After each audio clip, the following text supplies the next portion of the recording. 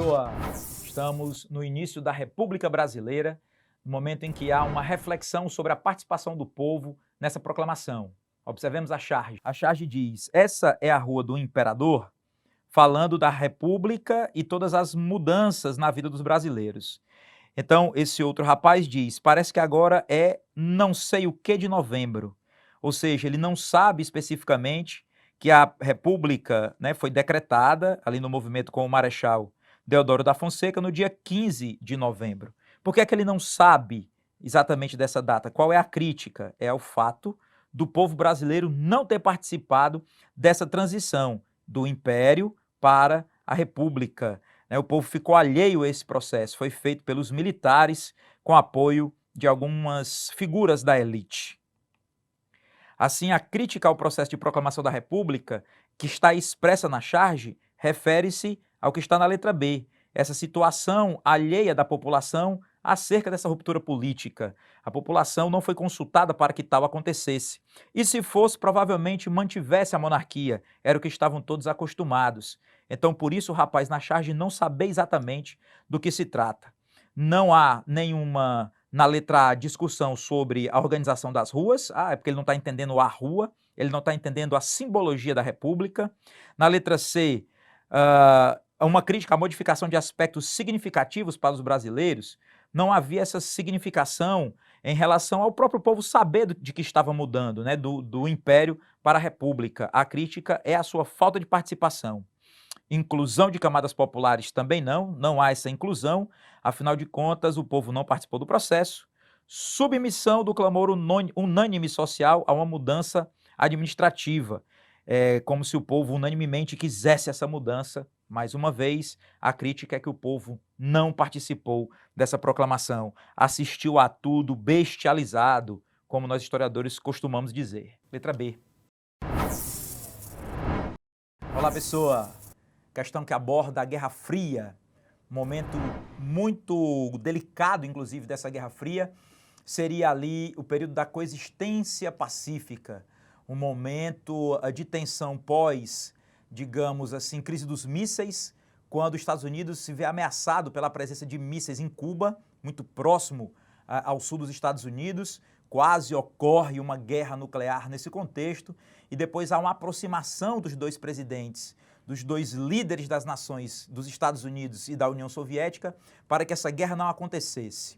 A charge trata disso da seguinte forma: você pode observar a presença do John Kennedy, né, líder dos Estados Unidos, Nikita Khrushchev, da União Soviética, tentando guardar, manter um monstro da guerra nuclear. Se essa guerra ocorresse realmente entre as duas nações, o mundo, né, viveria essa monstruosidade, viveria algo inimaginável, né, que seria do mundo, ou haveria mundo depois dessa guerra nuclear. O ataque de bombas atômicas em diversas regiões do planeta, que consequências nós teremos para a história. Então, muito feliz a aproximação entre esses dois líderes para que eles decidissem uma política de desarmamento, uma política, como diz o enunciado da questão, de coexistência pacífica. Então, no contexto da Guerra Fria, a charge representa essa coexistência, existir junto, ambos existirem juntos pacificamente, para evitar que esse monstro da Guerra Fria, esse monstro da guerra nuclear saísse da caixa. O planeta ia sofrer consequências desastrosas se essa guerra nuclear acontecesse. Então há uma política de apaziguamento, de aproximação diplomática em relação a ambas as nações para que a guerra não estourasse. Então o que apresenta, dentre os itens que apresenta essa aproximação, é a letra E. A aproximação diplomática devido a essa ameaça de um conflito atômico, como aconteceu com a crise dos mísseis, mas depois foi revertida nessa conversa, nessa aproximação entre os dois líderes, ainda bem para nós. Nosso gabarito, letra E. Olá, aqui na História do Brasil vamos tratar de uma questão territorial, a expansão territorial nacional na figura histórica dos bandeirantes, período colonial. Vamos ao texto.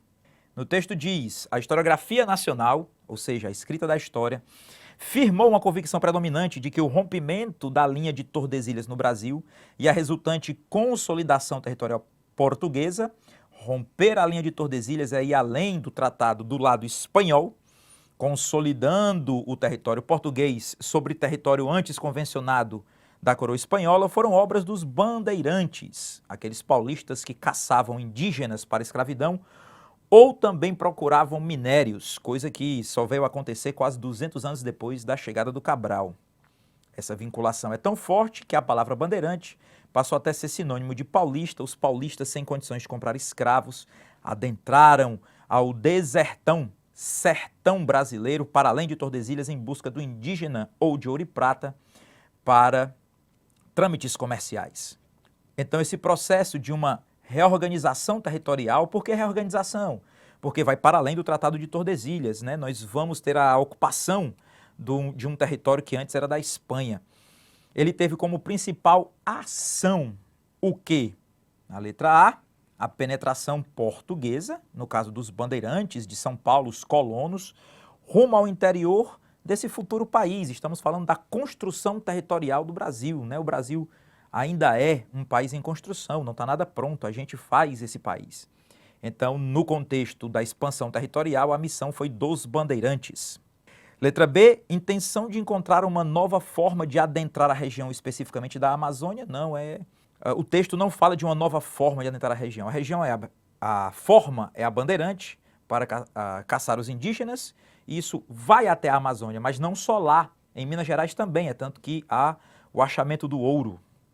C, ajuda no reconhecimento da terra e o auxílio sanitário a comunidades nativas, o auxílio de saúde, ajudando, reconhecendo, não. A intenção é exploração. Concretização de uma integração de diferentes regiões pela primeira vez. Não há essa integração, há uma penetração no território sem ligações comerciais, como estradas ou intercomércio, não há nada disso. Essa integração ela vai acontecer depois do ouro e mais. Letra E, construção de fortificações no litoral do território para evitar possíveis invasões. Isso até aconteceu nesse período, sim. Mas se ele está falando de adentramento do território, ele não fala de fortificação no litoral. Não é possível você pensar nisso no litoral, nós estamos falando do sertão. A fortificação no litoral criaram algumas cidades que não tem nada a ver com o avanço ao Tratado de Tordesilhas. Então, nossa reorganização territorial passa por essa penetração no gabarito, letra A. Olá, aqui nessa questão trataremos do processo, ou pelo menos de um momento de reflexão sobre a independência do Brasil. Uma charge muito divertida, preste atenção. Viva, então, a independência. Trata-se o tema de independência e uma garota pergunta à sua mãe: o que é isso, mãe? Deve ser um novo produto inglês, fala a mãe. Aqui observamos a vestimenta desses senhores, uma vestimenta mais erudita, mais estrangeira ou de elite nacional, e no qual as pessoas mais pobres, aqui no canto, dizem que deve ser um produto vindo da Inglaterra. Então há uma influência inglesa, há uma diferença social entre os homens e as mulheres, e isso reflete no resultado da charge. A charge revela principalmente uma crítica ao. Então, qual é a crítica da charge? Uma aculturação da população brasileira que foi iniciada no período imperial, ou seja, está dizendo que o povo brasileiro não valoriza a sua cultura e adota a cultura inglesa a partir do período imperial. Não há essa relação na charge. Eles estão falando do processo de independência e há um questionamento do povo em relação a isso. Letra B, crescente onda industrial resultante de investimentos ingleses no Brasil. Não há nenhuma relação à industrialização, fala-se da independência. Apesar dos ingleses serem os protagonistas da Revolução Industrial, mas não é disso que a charge trata. A autonomia política e econômica nacional depois do rompimento com os europeus. A charge está vibrando com o fato do Brasil ter sido autônomo, tanto política e economicamente, depois do processo de independência. A charge não trata desse enaltecimento, em nenhum momento ele diz, viva a independência, agora somos verdadeiramente autônomos, ele não trata nada disso. A roupa dos homens é uma roupa estrangeira, o que determina ainda um comando do estrangeiro no país, e você sabe que mesmo com a independência política brasileira, a economia ficou dependente da Inglaterra. Nós tivemos que pedir dinheiro emprestado para reconhecer a independência. O Brasil estava economicamente em crise. Dom João havia levado o dinheiro do Banco do Brasil. Então Dom Pedro teve ali que fazer uma série de medidas não ortodoxas para poder conseguir pagar essas contas. Então o item não trata desta situação. Na letra D, a influência da Inglaterra, coisas para um produto inglês, né, um novo produto inglês, sobre o processo de independência brasileira. Muito bem, você sabe, a Inglaterra desde sempre, mas principalmente com a chegada de Dom João, tem uma interferência grande na política nacional e foi ela que fez essa intermediação entre Brasil e Portugal para que Portugal aceitasse, via pagamento de indenização, a independência do Brasil. E com isso a Inglaterra se favoreceria da abertura definitiva comercial do país para continuar influenciando economicamente e politicamente no Brasil. Então, aqui está o item correto. Na letra E, um conhecimento dos ingleses sobre acordos econômicos entre o Brasil e a Inglaterra. Não há esse questionamento, né, de conhecimento dos ingleses. Quem está ali no canto é o povo, que não participa do processo de independência e sim influenciados pela Inglaterra com decisão do governo, é que a independência acaba acontecendo.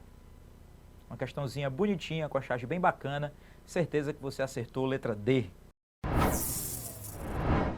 Olá, bem-vindo ao Primeiro Reinado, especificamente um evento chamado Confederação do Equador, que foi consequência daquilo que a gente vai ver no texto. Olha só. A Constituinte de 1824 foi imposta pelo Dom Pedro I, demonstrando todo o seu poder.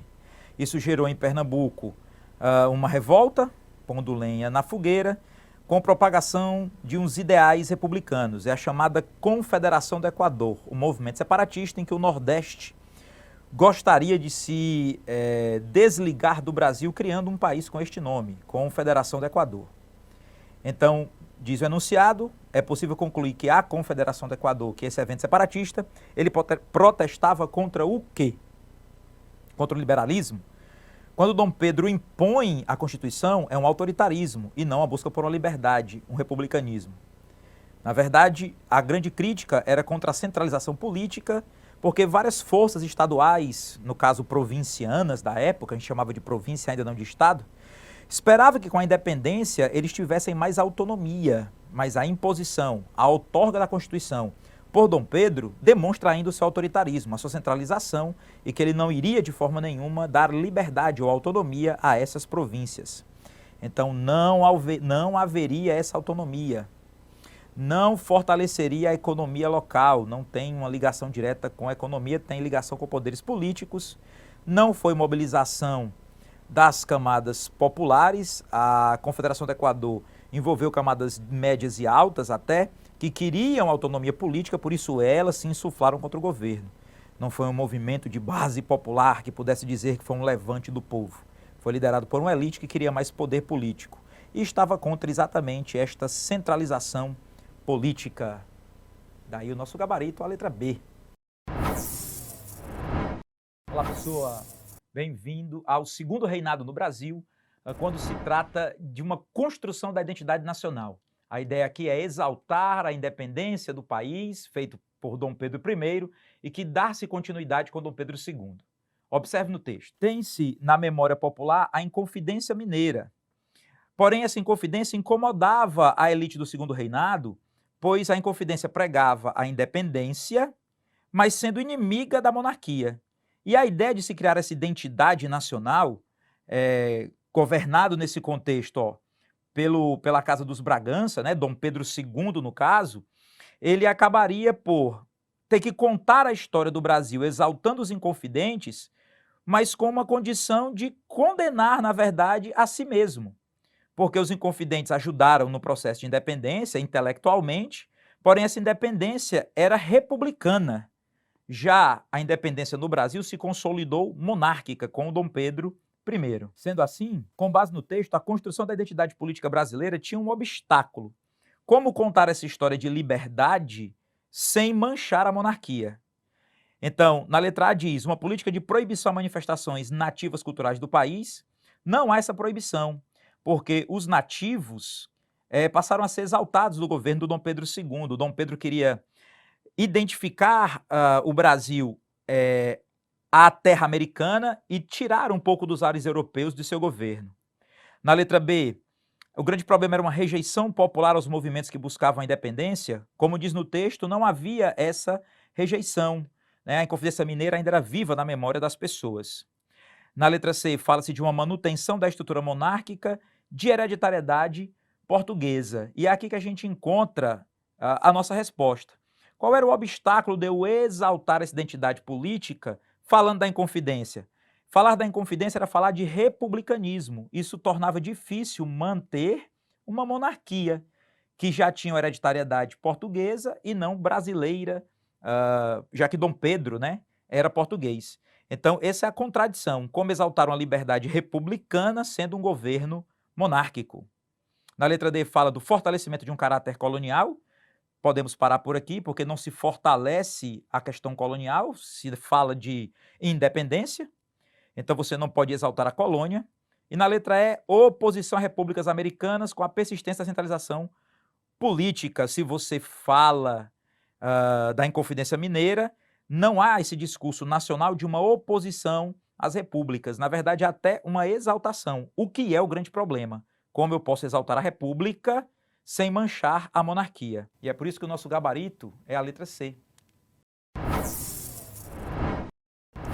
Olá, nobre coleguinha, tudo bem? Essa questão fala sobre agronegócio. Olha só, pessoal, o mapa que a questão nos traz. Ó, nós temos aí um mapinha do Brasil com destaque para um bioma e o problema ambiental. Logo, o bioma a gente vai ter como referência o nosso grande cerrado, a nossa savana brasileira, um ecossistema muito importante de elevadíssima biodiversidade, típica de clima tropical, certo? E a atividade econômica, o problema ambiental, que vai estar relacionado diretamente com esse bioma, que proporciona aí um índice de desmatamento nitidamente girando em torno de 50%, um número muito elevado de desmatamento, vai estar exatamente ligado ao avanço das fronteiras agrícolas no Brasil, uma atividade muito importante para a nossa economia, tendo em vista o Brasil um país emergente, um país em desenvolvimento, industrializado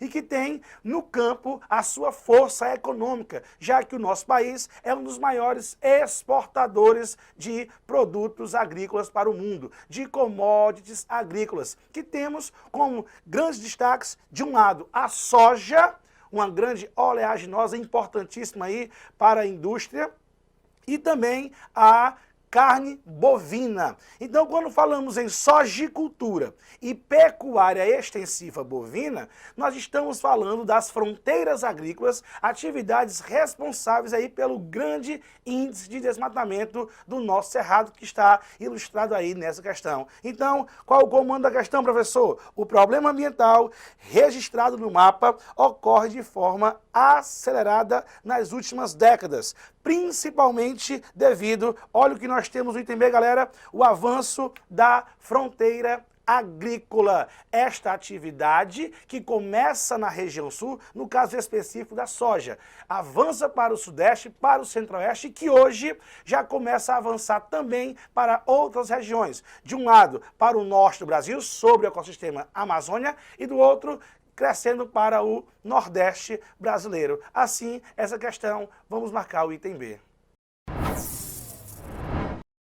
Olá, nobre coleguinha, tudo bem? Essa questão fala sobre geografia agrária e os grandes problemas pela terra no Brasil. Olha que texto bacana. Ó, o Brasil teve 37 assassinatos em conflitos por terra entre janeiro e maio deste ano, de acordo com a Comissão Pastoral da Terra.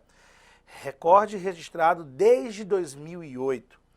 No mesmo período de 2016, 30 pessoas foram mortas em áreas indígenas, quilombolas ou em territórios em disputa com lideranças sem terra e fazendeiros. Olha aí, pessoal, um dos maiores dramas do espaço rural brasileiro é a questão dos conflitos pela posse da terra.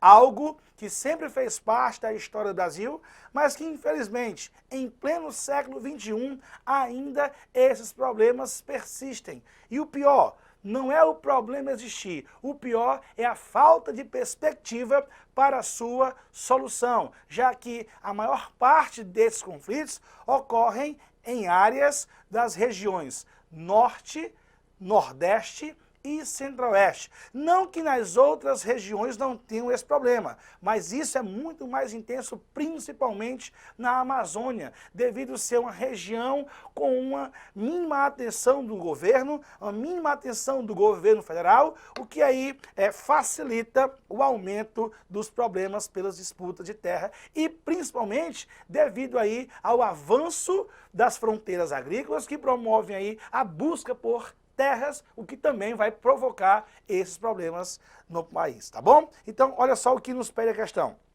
Os conflitos relacionados às terras no Brasil, aludidos no texto, ocorrem majoritariamente, olha o detalhe, majoritariamente aonde, professor? Olha aqui o item D, galera, ó, áreas de expansão da fronteira agropecuária, localizadas sobretudo no Centro-Oeste e no Norte do Brasil. Exatamente essa disputa que envolve fazendeiros, poceiros, grileiros, dentre outros agentes. Beleza? Assim, essa questão, marcamos o item D. Olá, coleguinha, tudo bem? Essa questão vai falar sobre o processo de expansão do agronegócio no Brasil. Vejam só, pessoal, nós temos aí um mapa com a Amazônia e desmatamento e rodovias em 2017. Percebam que do sul da Amazônia, também partindo aí do leste, da porção leste, indo para a porção central, nós temos aí o corredor de grande desmatamento na região, bem como a ligação de importantíssimas rodovias que vão promover aí o intercâmbio entre a região amazônica e o centro-sul do Brasil, galera. Salientando o que chamamos de arco de desmatamento, com grande destaque para Pará, Amazonas e Rondônia, os estados com grande intensidade de desmatamento, bem como Mato Grosso e Maranhão. Olha só, a realidade apresentada no mapa tem como principal causa o fato de ocorrer na região norte. Olha só, pessoal, o que é que nós temos hoje? Olha o item C, a expansão da fronteira agropecuária. Duas atividades que são muito importantes para o PIB do Brasil, para o crescimento econômico do país, a produção de soja em grande escala, tanto para atender o mercado nacional como para as exportações, bem como o aumento da pecuária bovina, que vem crescendo dentro dessas regiões, que vão possibilitando aí um grande impacto negativo, impacto ambiental e que vai gerar uma série de problemas. Logo, essa questão, vamos marcar o item C. Olá, novo coleguinha, tudo bem? Essa questão fala sobre meio ambiente no Brasil. Olha só, pessoal, na reserva extrativista do rio Cajari, no Amapá, a população tradicional faz a exploração sustentável do açaí e da castanha do Brasil. Além dessas atividades, há um projeto que prevê o manejo da fauna silvestre, especificamente da queixada, porco do mato, ainda sob análise quanto à viabilidade. Os comunitários estão organizados por meio da Associação dos Trabalhadores do Alto Cajari. Olha só, pessoal, a unidade de conservação descrita no texto tem por finalidade. Nós temos aí uma questão falando sobre o Sistema Nacional de Unidades de Conservação, que traz uma série de formas de como a sociedade deve intervir na relação com o meio ambiente. Dentre as várias unidades, nós vamos ter o que apresentado no texto, uma relação harmônica entre a comunidade local com os recursos naturais, promovendo o verdadeiro conceito de desenvolvimento sustentável. Especificamente, esta unidade de conservação tem como objetivo, tem como por finalidade, olha só, assegurar o uso sustentável dos recursos naturais, que fique bem claro, em áreas com populações extrativistas. Olha só, a relação sociedade e meio ambiente. E proteger os meios de vida dessas populações. Então, essa é a grande ideia. Esse é o grande projeto que tem como finalidade garantir que as futuras sociedades também possam aí ter acesso a estes recursos naturais. Logo, essa questão, vamos marcar o item A. Olá, meu amigo. Vamos para a resolução de mais uma questão. O texto diz: a Comissão Pastoral da Terra, CPT, foi fundada em junho de 1975. Então, Comissão Pastoral em 75, sob o patrocínio da Conferência Nacional dos Bispos do Brasil, CNBB, para tratar da situação dos trabalhadores rurais e dos conflitos no campo, sobretudo na Amazônia. Então, trabalhadores rurais e conflitos no campo, sobretudo na Amazônia. A Comissão Pastoral da Terra busca qualificar as denúncias, garantindo a credibilidade dos fatos para acionar as autoridades ou organismos internacionais. CPT, Comissão Pastoral da Terra, em discussão, disponível no site Senado, acesse em 5 de fevereiro de 2018, tá? Então vamos ver, nós temos aí uma situação que envolve Comissão Pastoral, o seu início, 1975, envolve qual é o direcionamento para isso? Trabalhadores rurais e conflitos de terra, principalmente em qual região? Amazônia, tá? O texto anterior revela que a CPT atua prioritariamente. Letra A, catequizando e proletarizando os povos nativos da floresta amazônica. Pessoal, você viu algo que fale sobre catequizar os povos da Amazônia? Não. Ela vai tratar de quem? Trabalhadores e a questão de terras. Portanto, a opção item falso. O item B diz, divulgando internacionalmente os dados sobre as mortes nos conflitos de terra? Não, pessoal. O texto ele é bem objetivo. Fala da data de criação, o que é que ela trata dos trabalhadores, as denúncias no campo e averiguar essa situação para dar apoio na veracidade desse fato. Portanto, o item incorreto.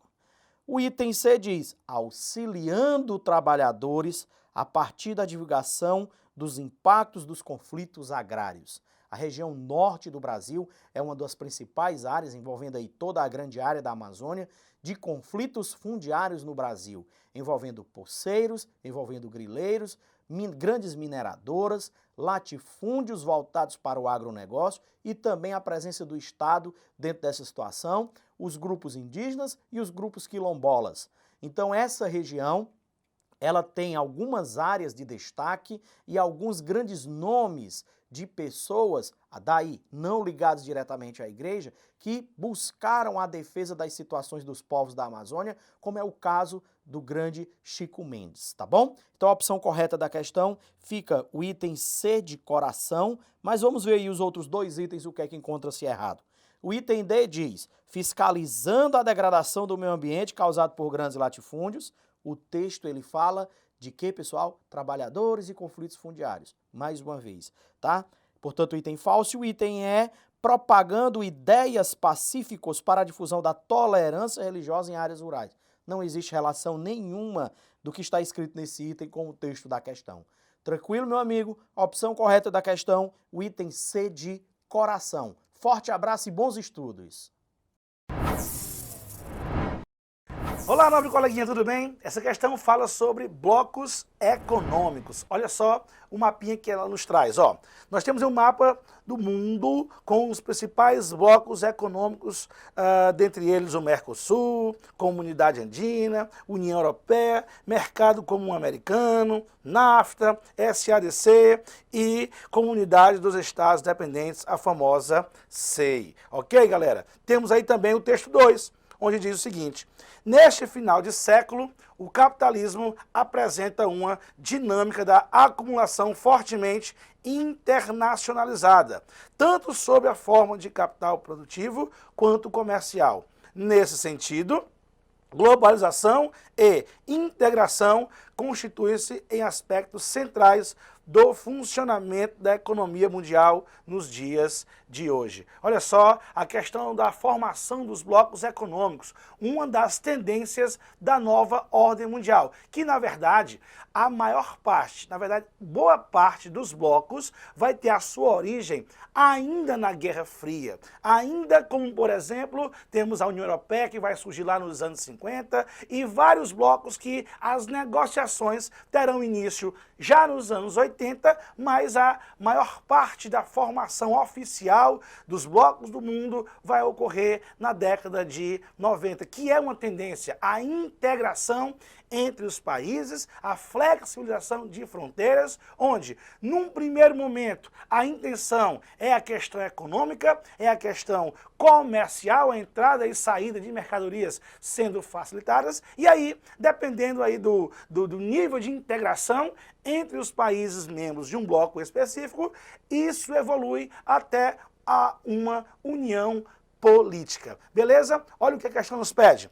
De acordo com os textos, uma característica comum entre todos os blocos econômicos atuais consiste no fato de que estes possuírem, olha o que temos no item C. Ele fala, ó, todos, parcerias comerciais entre seus países membros, conforme nós falamos. Todos começam com a questão econômica, com a questão comercial. E aí eles podem evoluir. Alguns evoluem, outros não. Assim, marcamos o item C.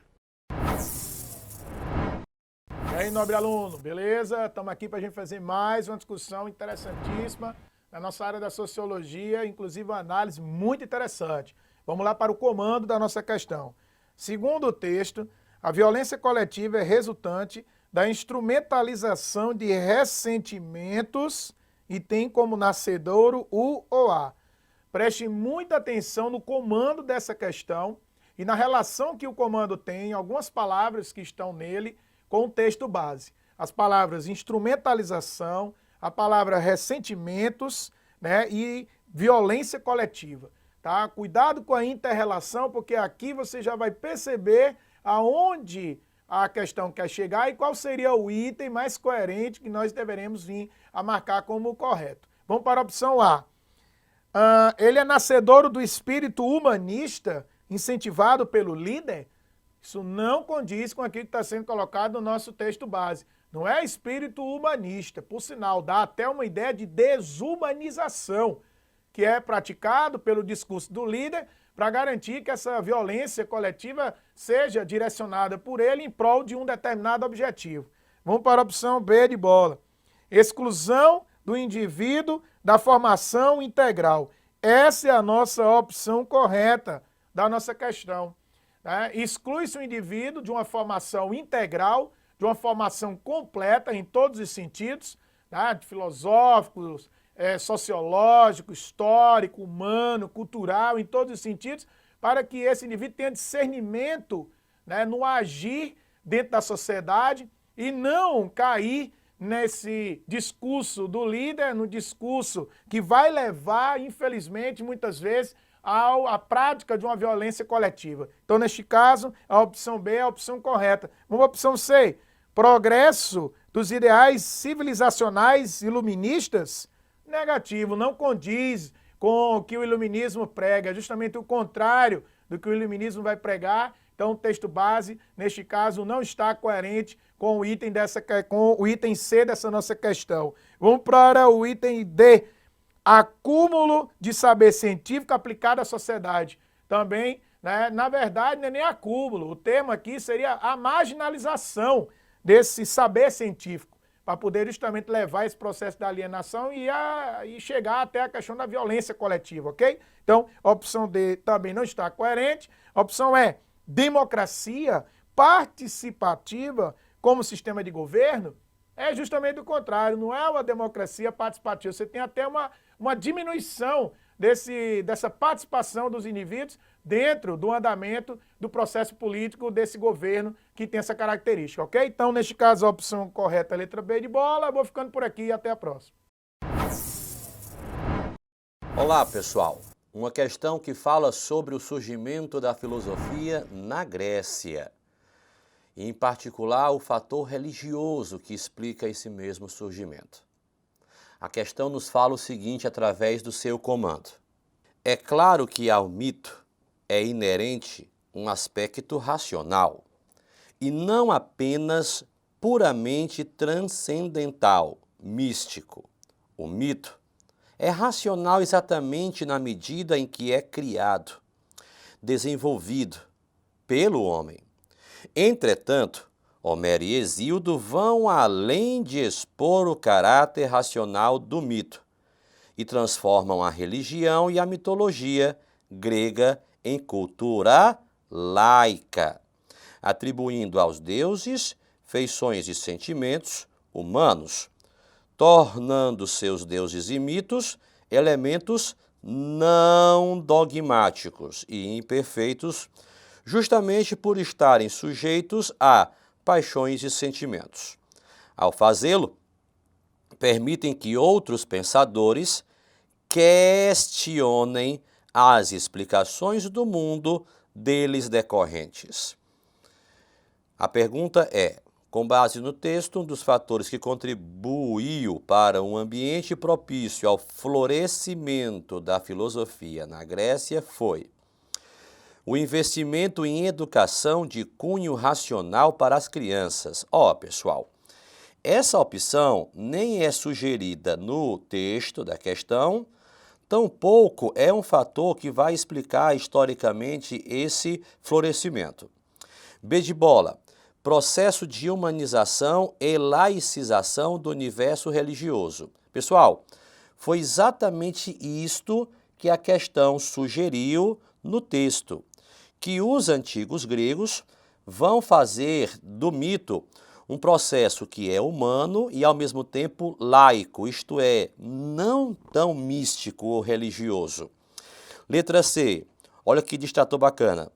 Imposição da racionalidade grega aos povos conquistados. Nem isto é citado no texto, tampouco corresponde à realidade, porque os gregos não faziam essa imposição da razão a outros povos que eles, porventura, conquistassem. Perseguição aos praticantes de religiões pagãs, opção falsíssima também, não vai haver essa perseguição de gregos a pagãos. Os próprios gregos, enfim, eram pagãos, de certa forma, não eram cristãos. E institucionalização de uma religião oficial, nem está no texto, pessoal, tampouco corresponde à verdade. Então, na questão 48, a resposta é a letra B de bola. Esse é o gabarito da questão. A religião na antiga Grécia é um dos fatores que vai explicar o surgimento da filosofia. Olá, pessoal. A questão faz um paralelo entre dois textos que analisam a assim chamada evolução humana ao longo da sua história, ao longo da sua existência. O homem com a sua técnica primitiva e o homem com a sua relação com a ciência. E os ganhos que o homem vem alcançando com esse transhumanismo, expressão que é realçada na questão. Então, pessoal, a relação entre os textos alude a um postulado da filosofia transhumanista, segundo o qual os seres humanos fragmentaram sua identidade buscando a harmonização social. Na verdade, pessoal, o homem ele condensou essa identidade, tá? Mas sem esse foco na harmonia social. Letra A errada. Controlaram a seleção natural com base no conhecimento filosófico. Na verdade, eles teriam até, digamos, avançado nessa seleção natural, mas com base no conhecimento científico, é o que sugere a opção. Desenvolver uma nova espécie a partir da interação com máquinas? Não, é a mesma espécie e, na verdade, pessoal, apenas evoluiu. E ultrapassaram os limites biológicos preponderantes em outros animais. Exatamente essa é a resposta. O homem conseguiu, através das ciências, das máquinas e do conhecimento, viver mais, enganando até a própria morte. E a letra E de escola evoluíram no reino animal, revertendo a morte biológica, não tardando essa morte biológica. Então, pessoal, uma questão muito interessante que nos faz uma reflexão sobre a relação que há entre a ciência e a sociedade. É bom só salientar, pessoal, que em momento nenhum a filosofia encara a ciência como algo negativo para o ser humano. Muito pelo contrário, o próprio texto sugere que o homem vem avançando aí ao longo da sua existência por conta das ciências. O que muitas vezes, porém, a filosofia questiona, pessoal, é, de repente, a falta de limites que pode haver na ciência, ameaçando a própria humanidade. Resposta da questão, letra D de dado. Olá, pessoal, vamos para mais uma questão de sociologia, dessa vez uma questão que fala sobre a sociologia do trabalho. A questão fala o seguinte, pessoal. Artigo 1º. Ao empregado doméstico, assim considerado aquele que presta serviço de forma contínua, subordinada, onerosa e pessoal e de finalidade não lucrativa à pessoa ou à família, no âmbito residencial destas, por mais de 2 dias por semana, aplica-se o disposto nesta lei. Artigo 2º. A duração normal do trabalho doméstico não excederá 8 horas diárias e 44 semanais, observado o disposto nesta lei. Lei Complementar número 150, de 1º de junho de 2015. Pessoal, aprovada em 2015, a chamada PEC das domésticas representou um importante avanço nas relações de trabalho. Por quê, pessoal? Letra A. Fortaleceu a justiça do trabalho nas disputas pela terra. Letra D. Combateu a incidência da servidão em atividades agrícolas. Letra C. Contribuiu para erradicar o trabalho análogo à escravidão. Opção D. Regulamentou direitos trabalhistas aos empregados domésticos. Letra E, estabeleceu punições mais severas para os empregados. Pessoal, letra A está absurda porque não tem a ver com terra, né, gente? Trabalho doméstico, em especial urbano, não fala de reforma agrária, tá? Não fala, na verdade, que é só urbano, mas não é esse enfoque para a questão agrária. Combateu a incidência da servidão, pessoal. Na verdade, trabalho doméstico, em funções que não têm um retorno financeiro. Contribuiu para erradicar o trabalho à escravidão. Análogo, também não. Uma coisa é o trabalho doméstico, outra coisa é o trabalho escravo. E, pessoal, o trabalho doméstico estava sem uma legislação que amparasse esses profissionais, né? O que torna a letra D de dado a opção correta para a gente. Letra E está falsa, porque ele não vai punir os empregadores de forma mais severa, pelo menos os 2 artigos em questão nem sugerem isso. Então, pessoal, a resposta vai ser a letra D de dado. Ok? Forte abraço. Ok, pessoal, vamos lá para mais uma questão de sociologia, dessa vez sobre patrimônio cultural. A OAB do Ceará, a questão diz, notificou as embaixadas dos Estados Unidos e da Alemanha no Brasil para cancelar o registro da marca Rapadura por uma empresa americana. O órgão afirma que a marca e o doce fazem parte do patrimônio cultural brasileiro e os acordos internacionais protegem o registro do termo apenas no Brasil.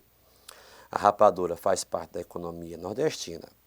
Os lampiões, quando andavam pelo sertão, se alimentavam apenas do doce, por ser tão rico em nutrientes.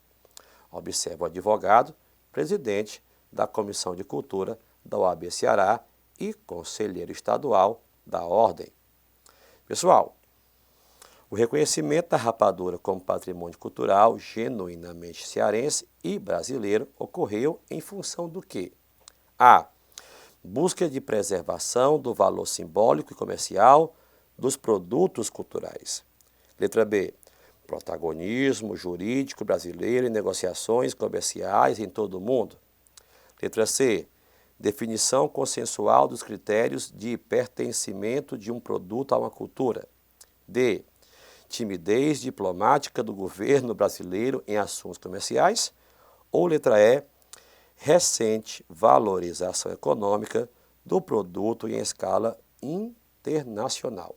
Olha, pessoal, vamos de trás para frente, como se diz. A letra E está falsa porque o próprio texto não sugere nenhuma valorização do produto no mercado mundial, muito menos recente. Não é isso? O texto propõe para a gente que há uma tentativa de, olha só, respeitar o aspecto cultural do produto. Letra D, timidez diplomática do governo brasileiro. Falsa opção, porque fomos de encontro aí a grandes embaixadas, americana, alemã. Letra C diz definição consensual dos critérios de pertencimento cultural. Não há esse consenso pessoal. E letra B diz protagonismo jurídico em negociações de todo o mundo. Na verdade, pessoal, isso aqui foi um fato aparentemente, local da questão e nos resta aí a letra A como correta. A busca pela preservação de um elemento que é cultural e também é comercial nosso. Portanto, pessoal, resposta letra A de aprovação. Olá, pessoal, tudo bem? Nós vamos discutir uma questão que fala sobre a ideia de poder simbólico, usando como referência o pensamento do grande sociólogo francês Pierre Bourdieu. A questão fala o seguinte: assim, a classe dominante, cujo poder está pautado no capital econômico, tem em vista impor a legitimidade de sua dominação por meio da própria produção simbólica. Texto 1. Texto 2 diz: lá fora faz um tempo confortável.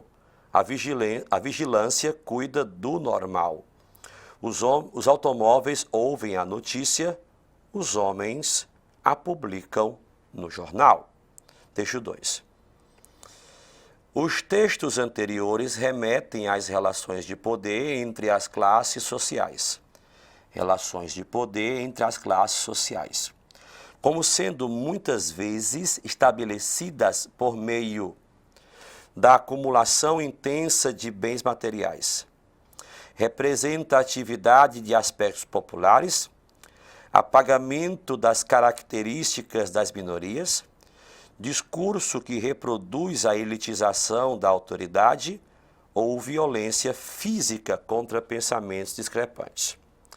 Pessoal, a letra E já está falsa, porque nem o texto faz referência a essa violência física, portanto, falsa. Tampouco Pierre Bourdieu, que é um autor que vocês devem dar uma atenção importante, porquanto ele é um dos maiores pensadores de todos os tempos. Fala da questão do hábitos, como o conjunto de comportamentos que nós temos, a depender da classe social que pertencemos, mas ele também fala de capital simbólico, que é todo o conhecimento que nós adquirimos, capital simbólico, para poder enfrentar os grandes conflitos que enfrentamos na vida. Sabe, bullying, racismo, violência simbólica, os conflitos que Bourdieu trabalha são simbólicos e não são físicos. Por isso que a letra E está falsa. D. Discurso que reproduz a elitização da autoridade. Essa é a opção correta. Nós, muitas das vezes, queremos copiar ou temer o discurso de poder que é representado por quem tem mais autoridade econômica, o poder econômico que nós, que talvez não tenhamos.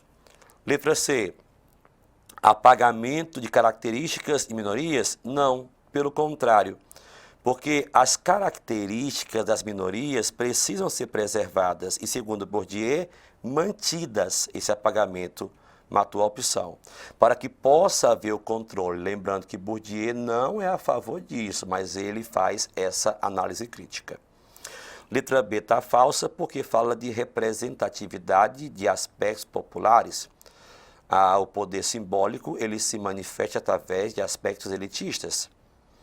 E a letra A está falsa porque ela falou, pessoal, acumulação intensa de bens materiais, tudo se dá no plano simbólico. Então, pessoal, nessa questão, a resposta é a letra D de dado.